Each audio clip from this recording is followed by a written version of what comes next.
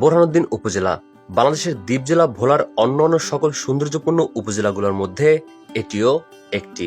তাই তো আজকের এই ভিডিওতে এই উপজেলার সকল সৌন্দর্যপূর্ণ স্থান, স্থাপনা, বলতে গেলে যা কিছু রয়েছে সবকিছুই তুলে ধরবো আজকের এই পর্বে।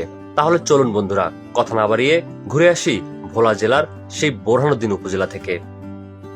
বোরহানউদ্দিন খুবই প্রাচীন একটি শহর, যেটি একসময় কালীগঞ্জ ও বোরহানগঞ্জ নামে বেশ পরিচিত ছিল।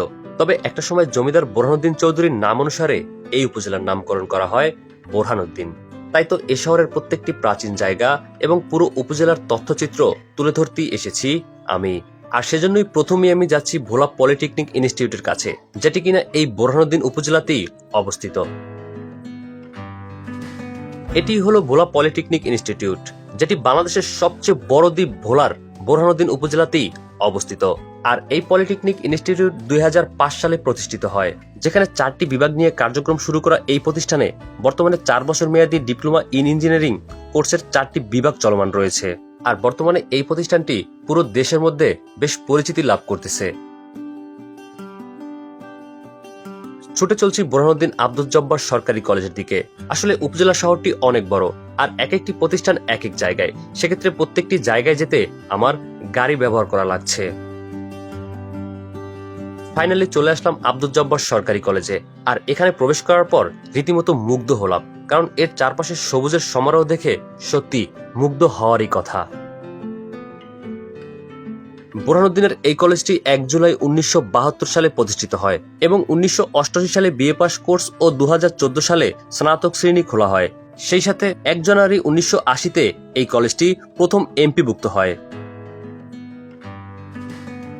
বন্ধুরা, বোরহানউদ্দিন উপজেলার সকল ভিডিও করার জন্য এই দুই ভাই আমাকে গাইড দিচ্ছে, আর তাদেরকে আমার পক্ষ থেকে অনেক অনেক ধন্যবাদ জানাই।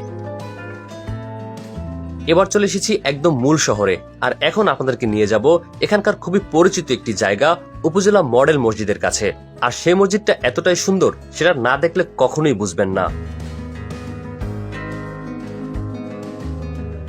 ফাইনালি সেই মসজিদের কাছে চলে আসছি, আর দেখুন কত সুন্দর একটা মসজিদ। আর এটার নাম বোরহানউদ্দিন উপজেলা মডেল মসজিদ। আর আপনারা যদি কখনো বোরহানউদ্দিনে আসেন, তাহলে অবশ্যই চেষ্টা করবেন এই বোরহানউদ্দিন মডেল মসজিদে নামাজ পড়ার জন্য। মসজিদের পাশেই কিন্তু রয়েছে বোরহানউদ্দিন উচ্চ মাধ্যমিক বিদ্যালয়। চলুন আপনাদেরকে সেখান থেকেও ঘুরিয়ে নিয়ে আসি। বোরহানউদ্দিনের মধ্যে বেশ নামডাক রয়েছে এই বিদ্যালয়ের, আর অনেক বড়সড় জায়গা নিয়েই গড়ে উঠেছে এই জ্ঞানের ভান্ডার। আর এটির স্থাপিত তারিখ 1917। তবে হ্যাঁ, আরেকটি কথা, যারা যারা ভিডিও দেখছেন তারা কিন্তু এই স্কুলের বা পিছনে দেখানো সেই কলেজগুলোর পুরনো ছাত্র থাকতে পারেন, আর অবশ্যই আপনারা কিন্তু এই ভিডিওটি শেয়ার করে দিবেন। এছাড়াও বোরহানউদ্দিনে রয়েছে মহিলা ডিগ্রি কলেজ ও তামিরুল উম্মাহ মাদ্রাসা। আর সত্যি কথা বলতে এই মাদ্রাসায় আসার পর আমার মন ভালো হয়ে গেল। ছোট ছোট বাচ্চারা একই ড্রেস পরে মাদ্রাসায় এসেছে, প্লাস আরবি শিখছে। সত্যি বিষয়টা দারুণ লাগলো। বন্ধুরা, বোরহানউদ্দিনে আরো শিক্ষা প্রতিষ্ঠান রয়েছে, ভিডিও বড় হয়ে যাবে সে কথা বিবেচনা করে স্কিপ করলাম। আর এখন চলে আসলাম বোরহানউদ্দিনের পৌরসভা ভবনের কাছে। উপজেলা শহরের পৌরভবন হিসেবে বাহির এবং ভিতরের অংশ মোটামুটি ভালোই ছিল। এবার আমি যাচ্ছি বোরহানউদ্দিনের প্রাচীন একটি জমিদার মহল দেখানোর জন্য, যেটির নাম হায়দার মহল। আর এই মহলটি অবস্থিত বোরহানউদ্দিনের মানিকার হাটে। আর বোরহানউদ্দিন আসলে আপনারা অবশ্যই এই হায়দার মহল থেকে ঘুরে যাবেন।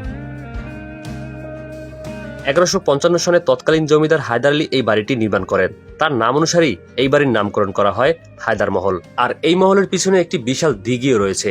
তাই তো এই দিঘি এবং মহল দেখার জন্য আপনারা বোরহানউদ্দিন আসলে এখানে আসবেনই। এবার আমি যাচ্ছি বোরহানউদ্দিনের আরো একটি পুরনো জমিদার বাড়ি দেখানোর জন্য, যার নাম মিয়া বাড়ি। চলুন এবার আমরা মিয়া বাড়ি গিয়ে ঘুরে আসি। এটি সেই ভোলার ঐতিহ্য আব্দুল জব্বার মিয়া বাড়ি, যেটি এই বোরহানউদ্দিন উপজেলাতেই অবস্থিত। 1319 সাল থেকে 1351 সালের বিভিন্ন সময় নির্মাণ করা এই ঘরগুলো দেখতে দারুণ ছিল।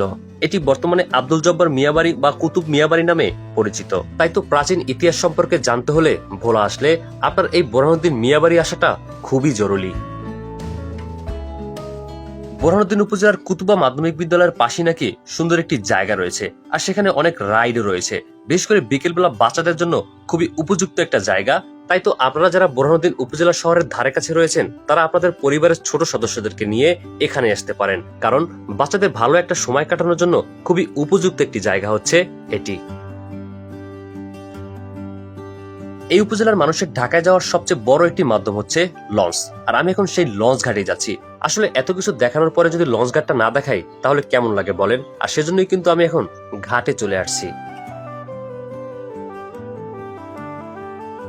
এখানে আসার পরে দেখতে পেলাম অনেক বড় একটি লঞ্চ রয়েছে, আর এই লঞ্চটি আজকে হচ্ছে ঢাকার উদ্দেশ্যে ছেড়ে যাবে বোরহানুদ্দিন উপজেলা থেকে।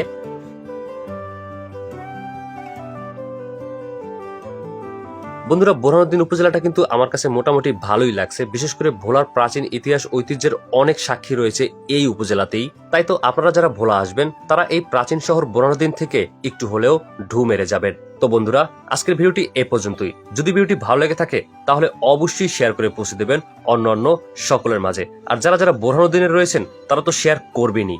ভালো থাকবেন সবাই, আবার দেখা হবে নতুন একটি পর্ব নিয়ে। আল্লাহ হাফেজ।